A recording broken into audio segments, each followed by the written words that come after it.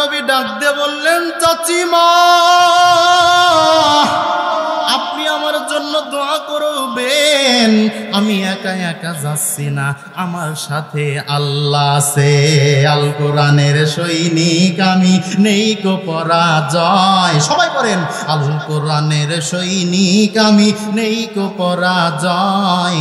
এক আল্লাহর গোলাম আমি, এই তো পরিচয় আমার, এই তো পরিচয়। আকাশ বাতাস গ্রহ নক্ষত্র ছায়া ধূমকেতু উল্কা পাহাড় পর্বত সুজলা সুফলা বিশ্ব শ্যামলা যত কিছু আছে সমস্ত কিছু গবেষণা করে দেখা হয়েছে। সমস্ত কিছুর একচ্ছত্র অধিপতি হলো আমার আল্লাহ। আসমানটা যদি আল্লাহর হয়, জমিনটা যদি আল্লাহর হয়, গ্রহ নক্ষত্রগুলো যদি আমার আল্লাহ পাকের হয়, বলেন তো আল্লাহর আসমানের নিচে থেকে আল্লাহর জমিনের উপরে থেকে ইবাদত করব, জোরে বলেন কার হুকুম চলবে? জোরে বলেন কার? জোরে বলেন কার হুকুম চলবে? আজকে এই দুনিয়ার ভিতরে আল্লাহ পাক বান্দাগুলাকে পাঠাইলেন, আল্লাহ পাকের হুকুম একমাত্র বাস্তবায়ন করতে হবে আমাদের। কথা বলেন ঠিক কিনা? আল্লাহর আসমান, আল্লাহর জমিন, আল্লাহর গ্রহ, আল্লাহর নক্ষত্র, আল্লাহর ছায়া ধূমকেতু, আল্লাহর গাছপালা, আল্লাহর পাহাড় পর্বত, আল্লাহর সুজলা সুফলা বিশ্ব শ্যামলা সমস্ত কিছু আল্লাহর। এরপরে ওই আল্লাহর কথা, ওই দয়ার নবীর কথা বলতে যারা বাধা প্রদান করবে, আমার আল্লাহ তাদেরকে ছাড় দিলেও ছেড়ে দিবেন না। কথা বলেন ঠিক কিনা? আজকে যারা বলেছিল আল্লাহর জমিনে আল্লাহর আইন বাদ দিয়া মানুষের আইন বাস্তবায়ন করতে চেয়েছিল, তারা বলেছিল আমরা 41 সাল পর্যন্ত থাকবো। আমার আল্লাহ ছাড় দিয়া রাখছেন 16টি বছর, কিন্তু আল্লাহ কিন্তু ছাড় দেয় নাই। আল্লামা দেলোয়ার হোসেন সাইদি রহমাতুল্লাহ আলাইহি বলেছিলেন 18 কোটি মুসলমান হুতুম পেশাদেরকে এমন ঝাঁকি দেবে, দিল্লি যাইয়া মামুর বাড়ির মধ্যে পড়তে হবে। ফেরাউন কি টিকছে বাবা? আরেকটু জোরে বলেন টিকছে? নমরুদ কি টিকছে? ফেরাউন টেকে নাই, নমরুদ টেকে নাই, হামান টেকে নাই, কারুন টেকে নাই। আজকেও যারা উলামায়ে কিরামের বিরোধিতা করছে এরাও টিকতে পারে নাই।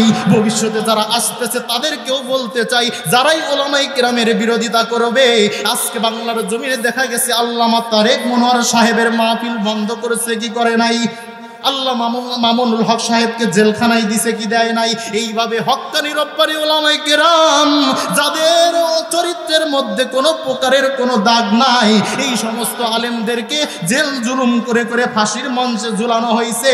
আল্লামা দেলোয়ার হোসেন সাইদি কোরআনের পাখি, যাকে প্রত্যেকটা বাংলাদেশের মানুষের কলিজার টুকরো বলা হয়, সেই কোরআনের পাখিটাকে শহীদ করা হয়েছে।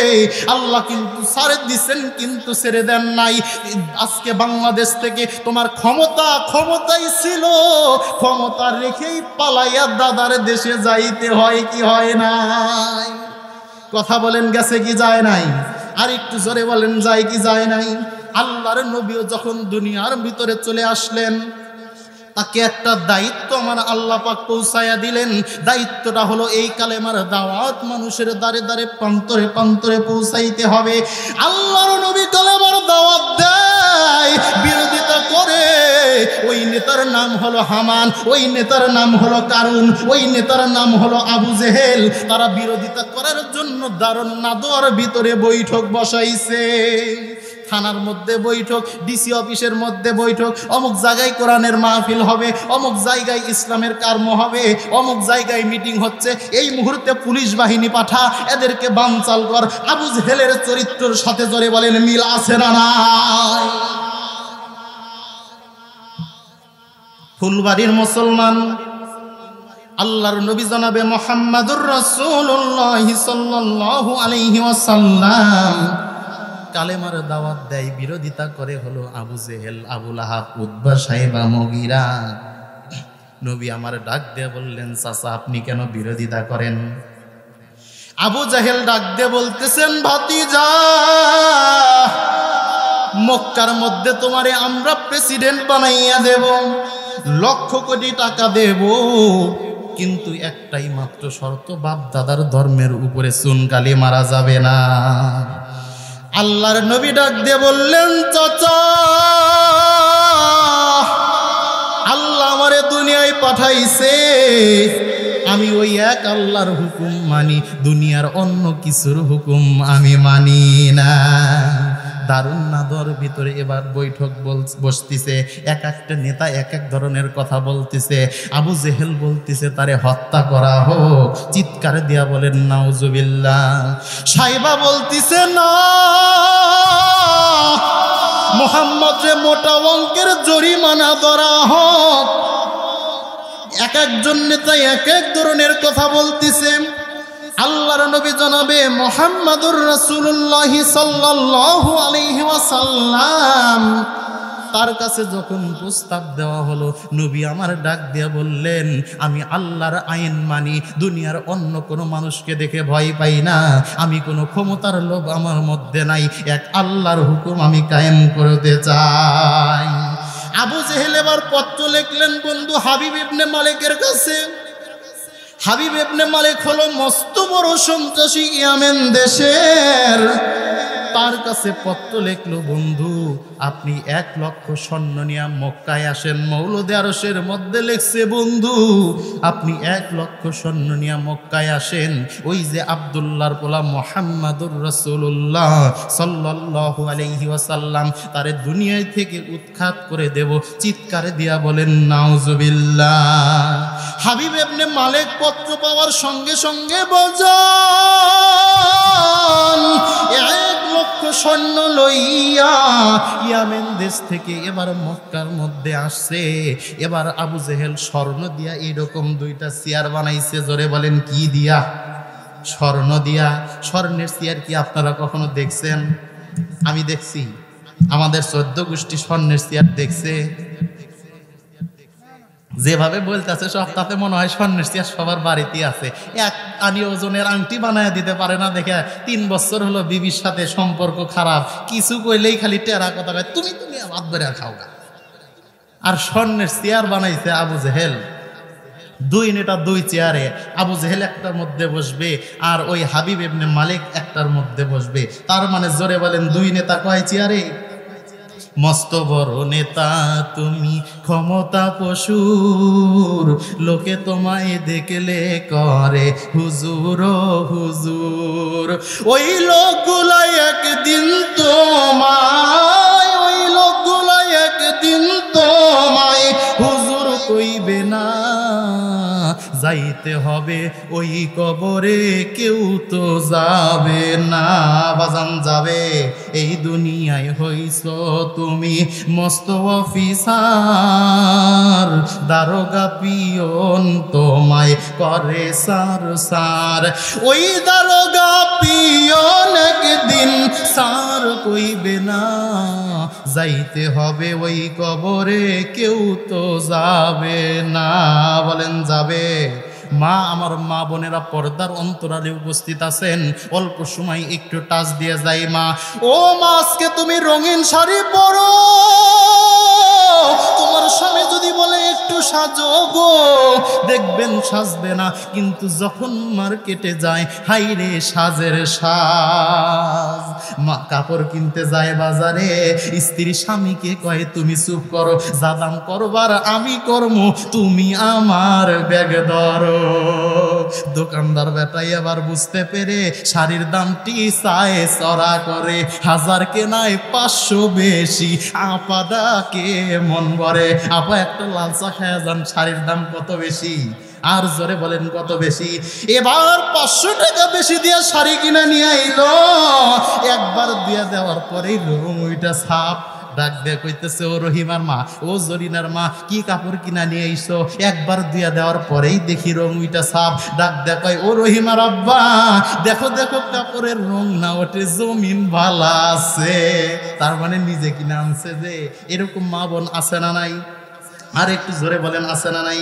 ও আমার আম্মা জান, পায়ে হাত দিয়ে বলে যায়, আমি তোমার ছেলে গো মা, আমি তোমার নাতি গো মা, আমি তোমার ভাতিজা গো মা। পায়ে হাত দিয়ে বলে যাই, কাল কঠিন কিয়ামতের ময়দান যখন কায়েম হয়ে যাবে, আল্লাহর নবী, বিশ্ব নবী, রহমাতুল লিল আলামিন মা ফাতেমাকে ডাক দিয়ে বললেন, মা, ফেরেশতা জিবরাইল যখন আমাকে জান্নাত দেখানোর জন্য নিয়ে গেল মা, জান্নাতের মধ্যে নিয়ামত দেখলাম বেশি, আমার দিলটা হয়ে গেল খুশি। আল্লাহর কাছে দোয়া করলাম বেশি বেশি, আমার গুনাহগার উম্মত গুলা যেন হয় জান্নাতবাসী। কিন্তু মাগো, যখন জাহান্নাম দেখানোর জন্য নিয়ে গেল মা, আমি নজর দিয়ে দেখলাম জাহান্নামে নারীদের সংখ্যায় অনেক বেশি। এই নারীদেরকে এমনভাবে শাস্তি দেওয়া হয় মা, জিহ্বার মধ্যে উলঙ্গ করে, জিহ্বার মধ্যে রশি বর্ষি লাগাইয়া উপরের দিকে ঝুলাইয়া রাখা হয়েছে মা। এই নারীদেরকে এমনভাবে শাস্তি দেওয়া হয়, এই নারীদের চিৎকারে মনে হয় আসমান জমিন ভেঙে যাবে মা। এইভাবে শাস্তি দেওয়া হইতেছে। গরম পানি ঠকবক করে যেমন ফোটে, এই নারীগুলাও তেমনি ঠকবক করে ফুটতেছে। ফাতেমা ডাক দিয়ে বললেন, আব্বা, এই নারীদেরকে এমন ভাবে শাস্তি দেওয়ার কারণ কি? নবী আমার ডাক দিয়ে বললেন, মা রে, এই নারীদেরকে এমন ভাবে শাস্তি দেওয়ার কারণ হলো এরা দুনিয়ার জমিনে স্বামীর অবাধ্য ছিল, পর্দায় পর্যন্ত চলতো না। লা ইলাহা ইল্লাল্লাহ, জোরে ইল্লাল্লাহ, জোরে। এই শহরে বাজারে দেখো নারীদের ঢাল, পর্দাবিহীন তারা করে জলমল, অন্যকে তার দিকে আশেক বানায়, দেশটা আজ ধ্বংস নারীর বেপরদায়। ইবলিসে আজম বাংলাদেশে আগমন হয়েছে নারীর বেশে, দলে দলে নিয়ে নারী মেলা মিলায়। চিৎকার দিয়া বলেন ঠিক কিনা? এ মুসলমান জোরে বলেন ঠিক কিনা? সময় তো আমার লম্বা নাই রে বাবা। আল্লাহ যদি কোনোদিন নিয়ে আসে, ওই দিন আপনাদেরকে আমি আবার আমার আলোচনাটা বাজানরে শোনায়া দেব। এ মুসলমান, ওইদিকে দুই নেতা দুই চেয়ারে বসে আছে। হাবিব ইবনে মালিক বলতেছে, মুহাম্মদকে কেন হত্যা করবা? বলে, মুহাম্মদ কোথায় থাকে? বলে, ওই মুহাম্মদ তো ইতিম, তার মা নাই বাবা নাই। ওই মুহাম্মদ হলো ইতিম, তার মা বাবা দুনিয়াতে বেঁচে নাই, সে চাচার বাড়ি থাকে। বলতেছে, তোমরা 2-5 সৈন্য যায় তাকে নিয়ে আসো। এত সৈন্য যাওয়া যাবে না, এত সৈন্য যদি তাকে আনার জন্য যাওয়া হয়, আগামীকাল আমার উপর থেকে চাপ আসবে। অতএব এত সৈন্য যায় তো তাকে ধরে আনা যাবে না, তোমরা 5 সৈন্য যায় দাঁড়াও। নবী আমার চাচা আমির হামজার বোরের মধ্যে বসে আছেন, দরজার মধ্যে যায় এইভাবে খটখট করে টোকা মারছে, মুহাম্মদ বারিয়াসনি। নবী আমার ভিতর থেকে বাহির হবেন। চাচিমা ডাক দিয়ে বললেন, বাজান, এই মুহূর্তে যেন তুমি ভিতর থেকে বাহির হও না। আমি গোপন সংবাদের মাধ্যমে জানতে পারছি আবু জেহেল তোমারে মারার জন্য 1 লক্ষ সৈন্য নিয়ে আসতে অসন্ত্রাসী হাবিব ইবনে মালিকের মাধ্যমে ঘর থেকে বের হও না। আল্লাহর নবী ডাক দিয়ে বললেন, চাচিমা, আপনি আমার জন্য দোয়া করবেন। আমি একা একা যাচ্ছি না, আমার সাথে আল্লাহ আছে।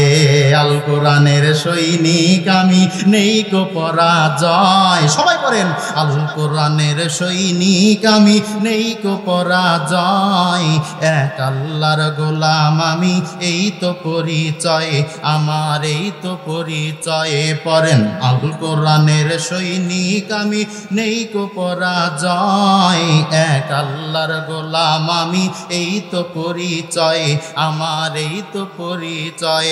এই পৃথিবীর সবই নকল, এই পৃথিবীর সবই নকল, আসল কিছু নয়।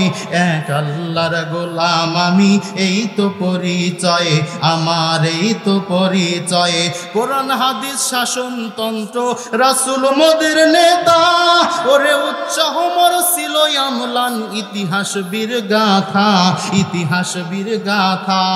এক আল্লাহ সারাই আমার দিলে, আল্লাহ সারাই আমার দিলে দিলে নাই তো কারো ভয়, এক আল্লাহর গোলাম আমি, এই তো পরিচয় আমার, এই তো পরিচয়। বলেন ঠিক না বেঠিক? যারা এক আল্লাহর গোলামি করবে আল্লাহ সারা দুনিয়ার কোনো কিছুকে ভয় পায় না।